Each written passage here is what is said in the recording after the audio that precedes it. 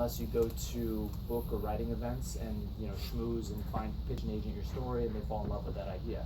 So usually you have to go through the slush pile and you start by the query letter process. And I thought, I looked at it. Okay, so I did it for 6 books before Red Rising, and none of those I'd written 6 before. I'd written Red Rising in 2011, and each one of those had been rejected at various stages. And so I thought, how do I stand out? How do I be different with this one?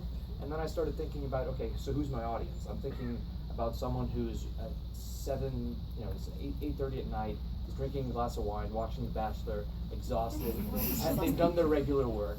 And I was writing The Bachelor when I was writing the query letter, so it was very easy to channel that. It's my favorite program, Dog Eat Dog, guys. The shit is gnarly. But anyway, and so I thought about my target audience, and I thought, okay, this person has done all their work for the day. They're trying to find new clients, and so I wanted to surprise them. I wanted to give them something they hadn't seen. I wanted to engage them, and I did that by doing it first person. And the first part of the query letter was actually the first paragraph of the Red Rising text. And then I told what the story was about. But then again, 29 agents thought that was not a good idea. But then 3 thought it was a good idea. Then I found my one perfect agent, Hannah Bowman. But the funny thing is, I was her first client. So I'm not saying she had great taste at the time. All she does. So that's how I found my agent. I'd say, whenever you're writing query letter, you just got to keep in mind to take into account what the agent wants, if they have anything listed on their website, and then approach them like you would approach anyone when you're writing a letter to them. Don't just say, this is my page, like it or not. It's to them. Yeah. How old were you when you decided you wanted to be an author? When you knew that you wanted? Where I knew I wanted to be? Yeah. When I realized how unrealistic it was becoming an astronaut. So like 6. No, I'd say 18. For a long time, I knew that I enjoyed it a lot, and I think we're all here because we enjoy the majesty of the written word, or the worlds that don't exist that do exist. And so I knew I always loved that, and I knew that was always my special place. I moved around, I think, like 8-9 times, and so I always took the worlds with me and the stories with me. And then it dawned on me when I turned 18, I guess. Like, not when I turned 18, it wasn't like all of a sudden an epiphany because I had cake. That would have been a good wish. But I just sat down and just started writing in a journal and wrote this terrible story about these guys trying to ambush a dragon in the forest. Needless to say, there were a lot of fatalities. The dragon was okay. And then I wrote this 700-page, for a summer, I just went crazy and wrote the 700-page epic fantasy. It's dreadful, but so fun to reread. It's so verbose. It's like we have sentences that take up half a page. And there's words in there, I don't know what they mean now. I've gotten progressively dumber. And it's just a blessing, actually. Because I think, the more older you get, the more you realize you don't know much. So I was really smart at 18, then I got dumber and got better at writing. And so I guess 18 is when I realized I wanted to do it, and I just kept doing it. I was blessed to have parents who believed in me and gave me opportunity to do it during the summer times when I was back from school. Anyway, yeah, that's a really long answer to 18. All the way back there, yeah. Can you give us any hints about next project? No.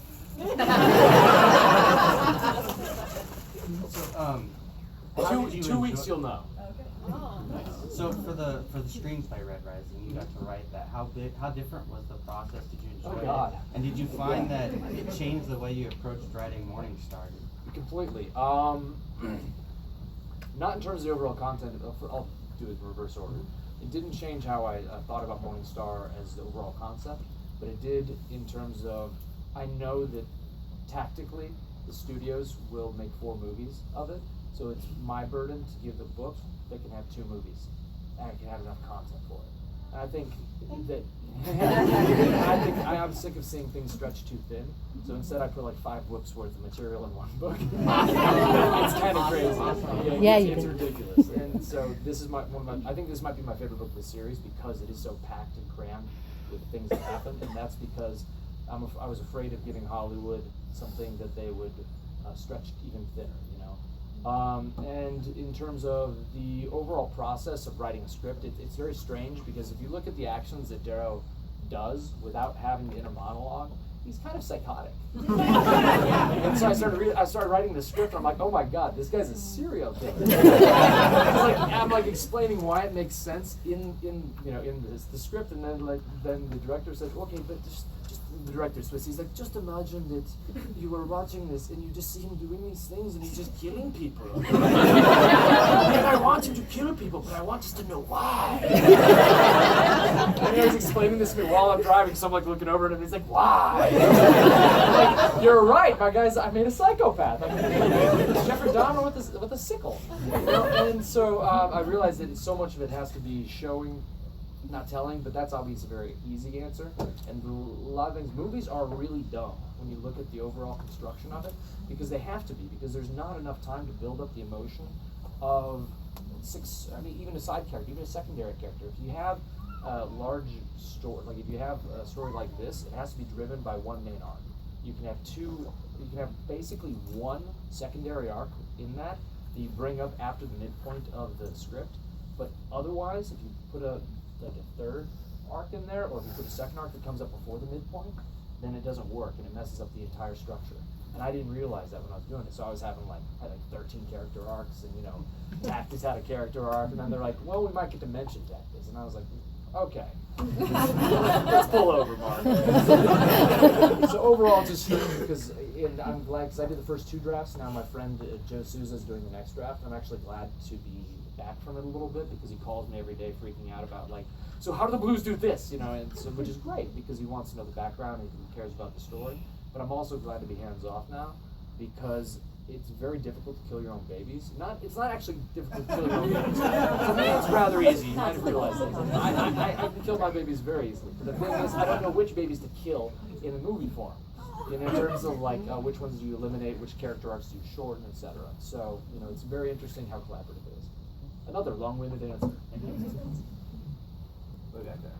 I really enjoy your poeticness that you have to your writing, and I was Very poetically put. Horribly put, I am. No. Where does that come from? I think most of writing comes from what you like. I grew up reading a lot of poetry, but I grew up also reading a lot of plays. My favorite thing I read when I was a kid was this big collection of abbreviated classics. And they were written for children, but it was Tale of Two Cities, or Three Musketeers. And my parents gave me those, and so I was building off of a foundation of the best works of literature accessible to a 9-year-old.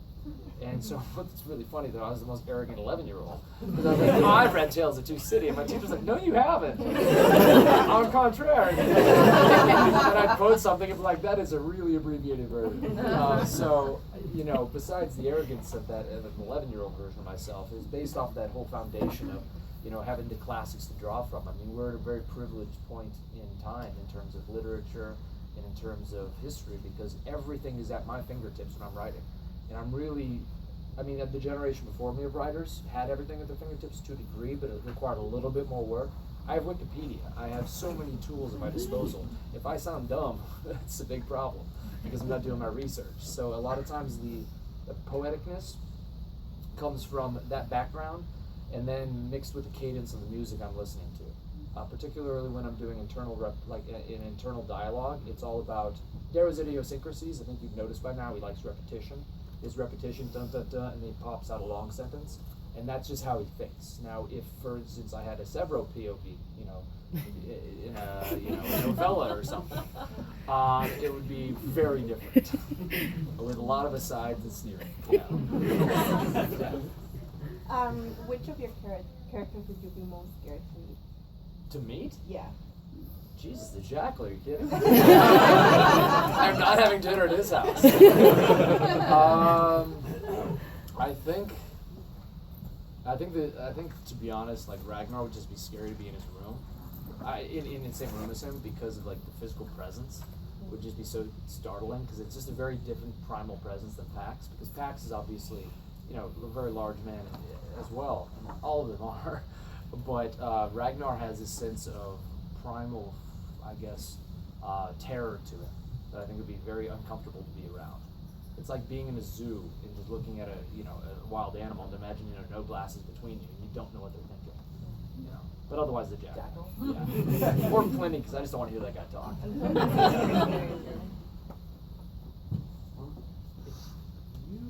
could go into the universe that you created. Which character would you never want to be? I think life would be really tough being Severo. I mean, think about it. You go through the passage, you're put up against Priam. You somehow scrape your way through that by stomping on his larynx 15 times, you know, and then, which he did. And then you have a dad who's constantly aloof from you. You don't know why. You go through life. Everyone's read Red Rising, right? Yeah. Okay. So you have a dad who's aloof. Well, I didn't say which dad it was. It could be Darth Vader for all they know. All right. So I think several, because it's a lot of it's constant rejection. Even when he succeeds, even when he does well at the Institute, he doesn't get the laurels that Darrow gets. He gets sent to the rim. He gets sent to Pluto. You know, and he just gets constantly shat upon. And even his best friend for a long time displaces him. And he has to overcome that. And I think that it would be just very difficult to be him. Or a Pink. I mean, any Pink. Because, I mean, yeah. Who would be your ideal cast for the movie? Okay, it's something I have control over. I think Teresa Palmer for Mustang. You know, it's hard because we have to decide. They still have to decide yet at the studio what age they're going to be. I think anything under 20 is unrealistic because I think that aging it up would actually you're going to be able to embrace more violence and more of the girth of the story if they're older. And so I think that in terms of templates of characters, it would be like a Teresa Palmer type.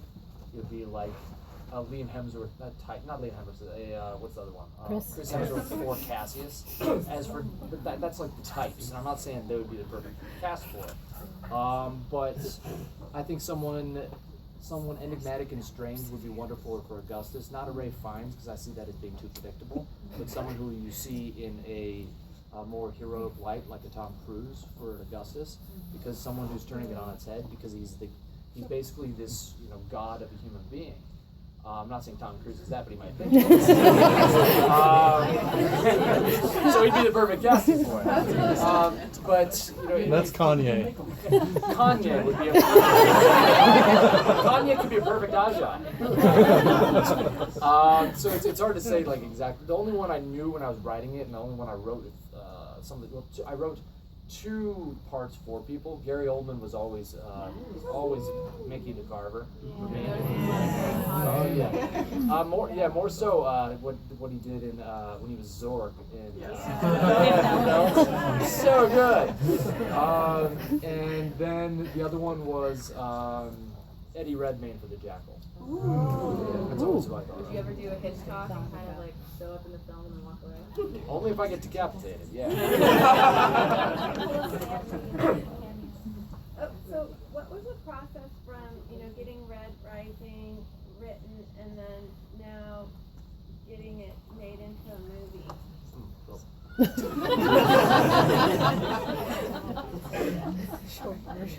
What was the process like?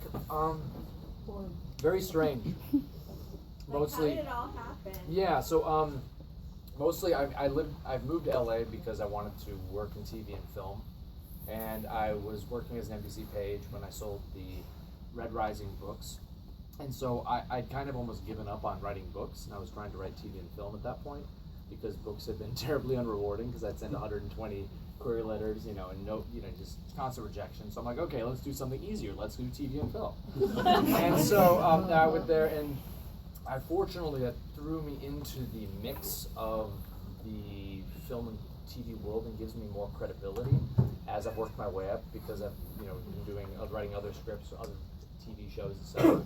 And that gives me more of an in than most writers have because they're actually willing to listen to me because I've sold other stuff. And still, they're constantly keep you like in a stiff arm because they're afraid you'll take offense to everything. And the thing is, film and TV have to be really collaborative, right? It's because it's different because you have 90 to 300 people working on a project, sometimes more. And so people who are not collaborative initially, particularly authors, often don't see their works get made unless it is such a thunderstorm. The novel like Twilight, that was going to get made no matter what. But for me, it's really interesting, realizing where to draw a line in the sand. What battles do I pick, and when do I use my political clout? Because there's no politics really in terms of what I do in the book world. They're all my Random House has been behind me 100% the entire way, and it's been really wonderful. In fact, Red Rising, they changed 160 words in the entire document. Yeah, Golden Sun, they had their way with. But when I've been in Hollywood, they'll say, we love what you did. This is amazing. It's awesome. We're going to hire another writer. What about all that? It's like they say like 35 great things, and they say C+, and you're just like, okay, that's confusing. So this is a whole nother world, and it's developing another skill set because you're essentially managing people, expectations, playing politics, while also trying to create good art, right? And that's done by, respecting other people's opinions and disagreeing with them by making it look like you're agreeing with them. Where did you draw inspiration for the creation of Darrow? He's one of my favorite characters of all time. I just want to know how you got him there. First off, thank you. Second off, I was reading Antigone when I first created the Red Rising world, and it happened very fast, but quick answer, I wanted to see the guy that Antigone would marry, and I wanted to see what would happen if he was left behind.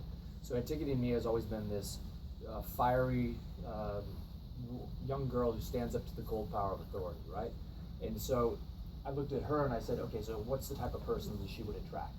And then that was kind of my basis for Darrow, was more based on the woman. And then seeing where that could grow and what would happen and how he'd be changed when she left him behind. And then after that, it was a series of songs I was listening to at the time. I was listening to Johnny Cash's Hurt, and I was listening to Monsters and Men, Your Bones. And those two songs together kind of made Darrow. And I was listening to Fields of Gold too, but that did not make Darrow. That was more rogue. But overall, Darrow's a study in contrast. And my favorite thing, like the song "Hurt," it's when Johnny Cash did the cover of a Nine Inch Nails song, he repurposed it and made it all about the crumbling of an empire that a man has accumulated, and that's what I wanted Darrow to be. So I envisioned Darrow in book 3. That's how I saw Darrow, and I'm like, okay, so how does he get there? Because I wanted to see Darrow looking at all the things he'd done and wondering, was it worth it? So that's how Darrow came to be. Thank you. You said in an interview that you worked on a Senate campaign, and I was just kind of wondering if that influenced all the politics that went into it. Yeah, the guy I worked for, trying to be a U.S. senator, he has a scar right here. He was bitten by a pit bull when he was younger, and it's a straight scar, so I took it right off him. And so, yeah, but a lot of the, particularly in book 3, you see a little more of the political machinations that go on, because this book is a lot more about diplomacy, a lot more about politics, whereas book 2 is straight up about war. And book 1 is about a lot of things, but this one is about how things are put together behind the screen or behind stage, and what you see really is how everyone is compromising. Everyone has to compromise. And what's really interesting is when you get a bunch of people who are uncompromising individuals and characters and make them compromise. How far are they willing to go? How much of their own morals are they willing to compromise or willing to give up in order to get what they want? And in the end, is it worth it? And I think that a lot of people, particularly anyone who can get elected into a national office is inherently unfit to be in a national office, in my opinion, because of all the compromises. Because of every single person. What you're talking about is you have 50% of America, 50% of America, right? And then 50% of America, like the 1% of each side is bribing these people who are running for office. In tacit campaign promises, in tacit, creating fundraising events, etc. So I tried to parlay that into this book. And my general unfeeling of happiness with politics. How much of the characters did you that you had planned for them? How much of that actually went through all the way to Morningstar? In terms of what you had planned for them, their end game. Everything. So I have all I have for each character is a sticky note, and if I have more information than that for their character arc, then it's unclear, and I'm doing too much. And so if I have, because I'm not good with outlines, so what I try to do is keep it very brief. And if I keep it brief like that, then I know what I'm working towards, and then I can play in the middle. Because I am a pantser, I do write on the seat of my pants, which is terrifying for my editor. Because, okay, so he straight up did not know how Golden Sun ended. And then I sent him the last 100 page, and I held it, and so he thought of everything was hunky-dory, and he's like, this is kind of bullshit, Piers. And then he like threw the book at the wall, and he like called, he's like, what the hell? This is amazing! Can we kill one more person? And so that's why I like my editor. But each character arc has to have a beginning, middle, and end. And you know, with Tactus, you can see what his beginning, middle, and end is. You know, his beginning is the person who would rape someone else on his team at the Institute. You know, the middle is the person who, I don't know what you read, but the person who, I read one. I don't know what everyone else, who absconds with someone, you know, in the middle of a spaceship flight. And the third person is the one who meets Lorna Arcos, you know. And so those are three different turns on his character arc, you know, and those are the ones I had written down for him. What inspired Severo? Severo was inspired by a kid I grew up with in Iowa. Who's freckled, his like hacksaw, mouthful of teeth. I just need his braces. He got braces, and I saw him again, like in a picture, and I was like, oh well, you're too pretty now. But he used to have his like hacksaw mouth full of teeth. He burned down a barn one time, you know, when we were playing in it because he thought it'd be funny. If I got into a fight, I had to be more worried that he would like come up behind them and attack them than me hurting them. You know, we'd be in the middle of the pond, and he would like just like uncork a hole in the boat and like just swim away. And the rest of us like, what the hell? Because like we can swim too, but dirt, dick. So he just straight up this kid I grew up with, and then I just took that to the. You know, I was like, what if that guy was on acid all the time?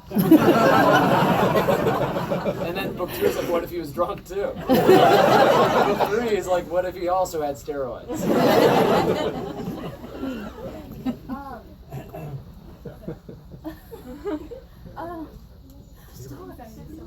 I'm sorry.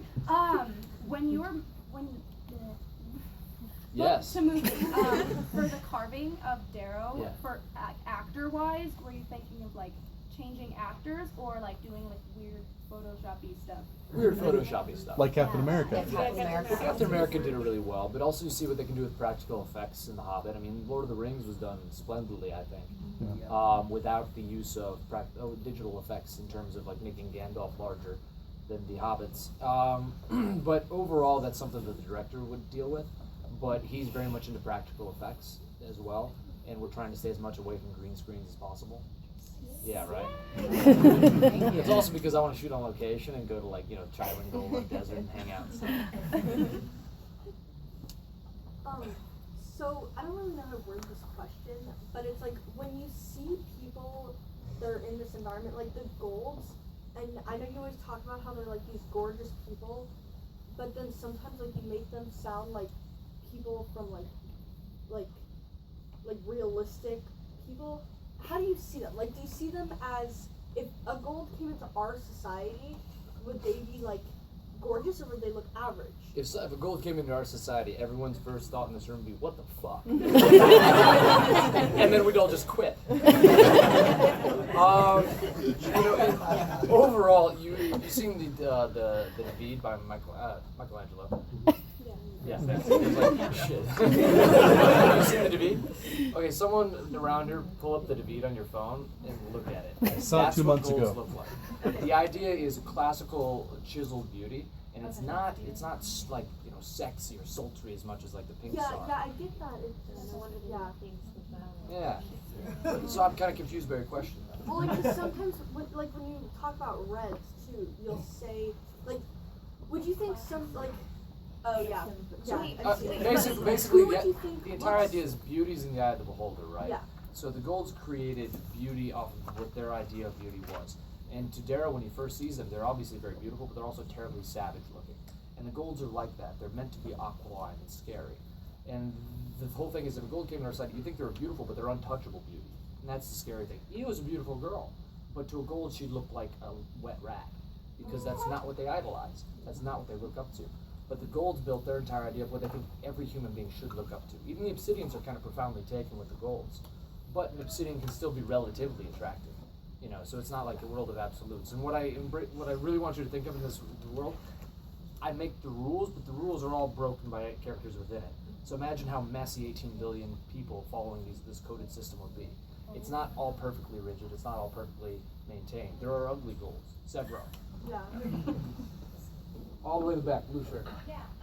Do you have a favorite quote from any of your books? I'm Golden Sun. Aries sends his regard, motherfucker.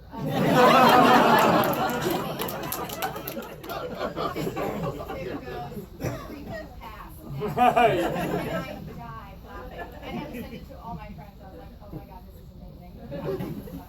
Either that or Darrow also has one where he's in this book where he just is talking to a certain nemesis and he's about to peace out. He just says, "Expect me," and then jumps in. And it's just like mic drop.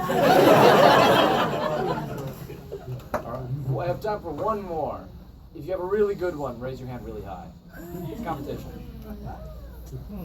When I first heard you speak, you talked about what you were doing when you came up with this whole concept. And you were going on, it was some camping trip or something, and you were going across the ice field at night. Yeah. And thinking, why the hell am I here? Mm-hmm. Okay, so how far did you take character development of this in your head when you were doing that? I'm So- just interested. So, in that moment, I believe in like experiential brainstorming. So I usually don't brainstorm in my room. I do it when I'm driving. I'll do it when I'm hiking or doing things like that. For instance, Darrow starts off in a I don't think it's a spoiler to say Darrow starts off as a prisoner of the Jackal, and in order to properly understand that, I did this thing called the sensory deprivation tank. Mm-hmm. And you guys you familiar with that? So basically you float in saline water and blackness. And so I signed up for 4 hours of it, and you're only supposed to do an hour and a half max. And it drove me crazy. The entire time I was thinking about how would Darrow be. Not exactly saying how would this character behave, but if I was Darrow, how would I be thinking about this? And then thinking about not being able to move. And basically what I think of as hell is eternal consciousness without any semblance of senses. So there's no senses, just eternal consciousness. It's just you trapped in your head with the rat race.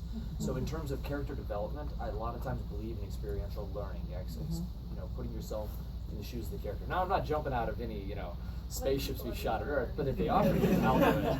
Alright, so you've done it as you've gone along. As I've gone along, but overall, a lot of what Darrow went through is a lot of what I went through in joining new schools, or that crappy feeling you get when you get to a summer camp and it's the first day and it's like 9 o'clock and your parents leave and then you're with all these kids you don't want to be with.